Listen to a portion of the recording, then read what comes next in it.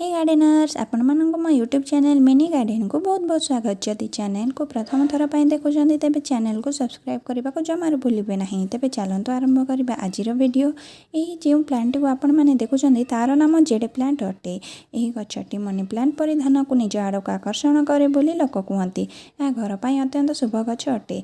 यह एक hearty plant अटे। ए बेसी केयर आवश्यक हुए बास ए ओभर वाटरिंग करंतु नहीं, नचेत गछटी संपूर्ण रूपे मरीज।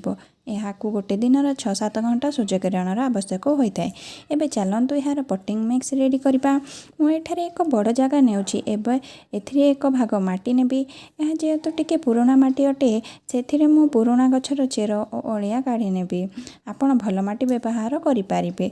जदि भल माटी नहीं तेबे पुराना माटी को खरारे 2-3 दिन सुखाई देबे। तापर यह व्यवहार करने संपूर्ण रूपे प्रस्तुत हो। मुझे कंपोस्ट मिसाई नहीं, आपण एक भाग कंपोस्ट नेबे। यही माटी मोर जेहेतु पुराना माटी अटे से आगुरी कंपोस्ट मिसी थिला। मुआ कंपोस्ट यूज करी नहीं। एबे एठारे मु 2 भाग चला बाली नेबी जो टिके बड़ साइजर गुड़ी नथिबो। फाइन बाली नेले गछर चेर भल भाव ग्रो हो पार। तापर एठारे 1 मुठी निम पिड़िया देबी। तापर एथिरे टिके फंगिसाइड पाउडर मिक्स करी। यह करने द्वारा फंगस अटैक हम नहीं। यापर यही सब को मिक्स करदेवी। मन रखिए यह एक सकुलेंट कैटेगोरी प्लांट अटे।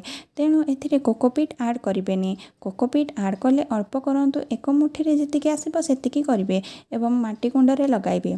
एबे मुझे एक छोट नूडल कप नहीं जेहेतु मो पाखे छोट पट नाला। देन एथिरे एक ड्रेनेज होल करी एक टिकी दीप द्वारा कभर करनेबी।